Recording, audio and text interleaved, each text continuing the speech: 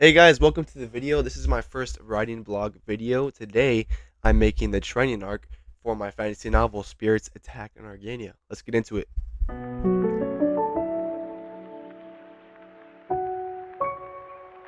Alright, so quick background and premise around my story, and then what's been going on in the past chapters before this training arc, which is starting at chapter 10. So it's a fantasy novel in the close third person perspective of a young boy named Cole that takes place in a tribe called the Luna Tribe. The story is inspired by a lot of great fiction and anime like Attack on Titan, Avatar, like The Last Airbender. I know it's not really an anime, but it kind of counts. But definitely inspired by that, as well as like Demon Slayer, stuff like that. And been really passionate about it. So in recent chapters, he encounters the main antagonist, which is basically this giant, huge, primal, colossal creature that no one knows anything about, and he attacks him, and it sends him down basically a crazy series of events without spoiling too much. And he finds himself literally awakening in a new form. He's very confused, and he tries to find his way out of this predicament. So when he finally returns to normal and realizes what's going on, he sees his duty as the chosen one.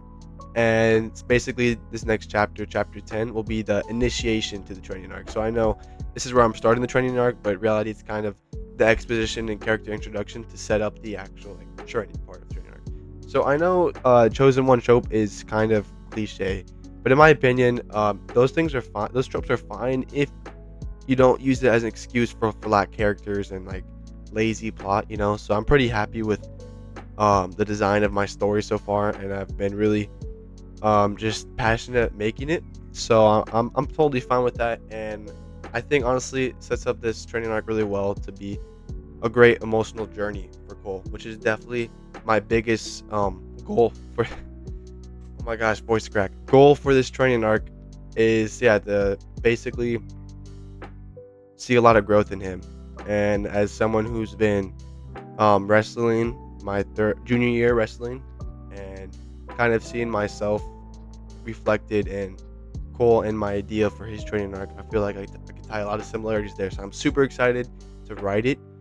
And yeah, the goal for this training arc is to be around 10,000 words, more or less. So that's like about 10 to 15% of the word count goal for this entire book. So it's going to be a pretty good chunk. It's going to be pretty important. Like I said, want this training arc to be about 10,000 words, and I've actually never written a training arc before, so I wanted to make sure I planned this out in depth. So that's what I did.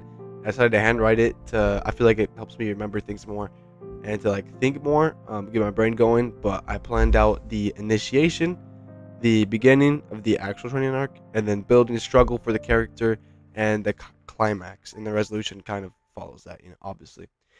So I spent that day just writing down my notebook, but I did actually plan this a bit before, starting with designing the archetype between the mentor, General Dante, and the protagonist, Cole, and really get into the characters. What's their relationship going to be like, and then what's the actual overall arc for Cole and his emotional journey during this training arc, and how does the relationship between the two of them change throughout the training arc.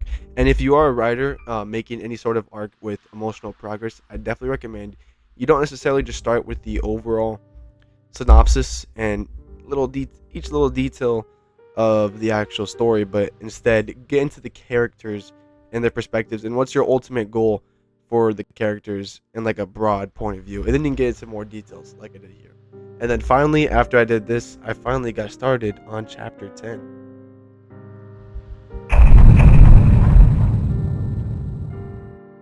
All right, so to get yourself in the perspective of Cole, starting off with this chapter, basically he's just found out that this creature that attacked him earlier is threatening the existence of Argania, the world that they live in, and nothing's really known about him, but he can attack at any moment, and his power is potentially stronger than all the spirits combined, which are the divine guardians of each tribe within this world. And Luna, the guardian of the Luna tribe, has for whatever reason seemed to have chosen him and recently awakened his powers. So he's kind of their only option, their only good variable against Malice. So he is in a meeting with the king, walking with him, and the king is talking to him. By the way, Cole has been gone from his tribe for like 10 years. I don't want to spoil anything, but so it's kind of an interesting experience, right? He's finally here, back at his homeland, and he's seeing the king, and the king is super happy to see him. He admires him because of his position, and that's really cool and all. Except Cole wants nothing more but to be there. He actually hates being there, and it's kind of this huge contrast of what he thought it was going to be like versus what it actually is, because the king is like talking about what his plan is and what he's going to do, and it's kind of like this big burden thrown in his face, and he doesn't really want to do that. So I started off really building this heading and tone with the first words, building that contrast, like I said. So from the very first start of the chapter, I started with the following excerpt. Cole's focus drifted from the king to the nearby flowers and the neatly cut shrubs of the courtyard in which they walked. The sun poked through the courtyard's opening, contrasting with the fog of the storm past. The view is beautiful and the smells pleasant. It was almost enough to distract Cole from his worries. Almost. Cole, you have no idea how wonderful it is to see that you're still alive. The king smiled at Cole, but his smile quickly faltered. Cole worried he had begun to notice his reclusiveness. As a child, constantly absorbed in his own world, the king of the lunar tribe was only a name to him, unimportant even if evoking authority. But now that he could finally put a face to a name, it felt strange. It felt strange to see that the king was overjoyed to see he was alive. It felt strange that he composed himself almost as a peer while maintaining his regal position. He wished he had met him under different circumstances. But alas, he couldn't help but associate the king with his newfound fate as Luna's champion. And then I continued with important dialogue, basically more exposition. The king's explaining to him more about what they know of the antagonistic creature that attacked him, and then of course his role and define it in his quest. So this is where we introduce the mentor of the book about halfway through this chapter. His name's Dante, and he actually knows Cole.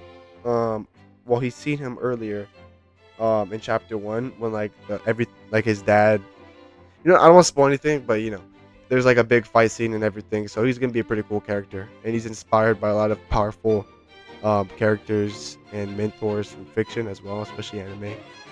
So we kind of get into his character more and his relationship with Cole already, and he's pretty reluctant about the king's orders to train him. The king wants him to train him, and he only has like a month to do it, and Dante is like, nah, I can't do that, because he feels like he's sending him to his death, which he feels really unfair. And he wasn't there to protect him when his father died. So Cole's kind of there while the two are bickering, overwhelmed completely, until eventually the king puts his foot down, and Dante's like, fine, I'll train him, but only if Cole can look me in the eye and tell me that he's willing to do this. So this puts a lot of pressure on Cole, because if he backs down, that could mean the fate for Argania. But he also has no idea what he's getting into. So he basically he's excused for the night, and he has a lot to think about, which gets us to the final scenes of the chapter, where he goes to his father's grave and he's thinking about things, and this is where he has to find his priorities and kind of build up the courage inside of him to take on this huge responsibility. And while I'm sitting here talking about this, recording this almost 2 weeks later from when I actually sat down to write this chapter, I still have not finished chapter 10. I'm gonna be honest. I've been really busy. Like I said, do wrestling, and I've had a lot of schoolwork, and I just haven't really had the time to get into this. When I was finishing up chapter 10, almost done, like 3,000 words into it, more or less, I was in the final part of the book when he's at his father's grave, and I knew it was getting late, so I had to stop writing, but I knew that I wanted there to be some sort of closing scene to kind of build Cole's character, but like where he'd have to draw deep and find out what he's really fighting for. And unfortunately, I couldn't get into that. But I just kind of want to talk about that and what my plans are going forward this arc. So yeah, like I said, Cole's super reluctant to do this, and I'm excited to make this training arc. Doing wrestling recently. I love wrestling, but at least towards the beginning of the season, definitely not like feeling a lack of motivation and asking myself like, what is my reasoning for doing this? And Cole is obviously in a much worse situation, but he's gonna have to dig deep and find his motivation and realize why he is doing this. So definitely gonna have to get into that once we continue with the training arc. So that's where I stopped off for now. and I'll see you guys in the next video. We'll get a lot deeper in this training arc. Super excited. And yeah, thanks for watching.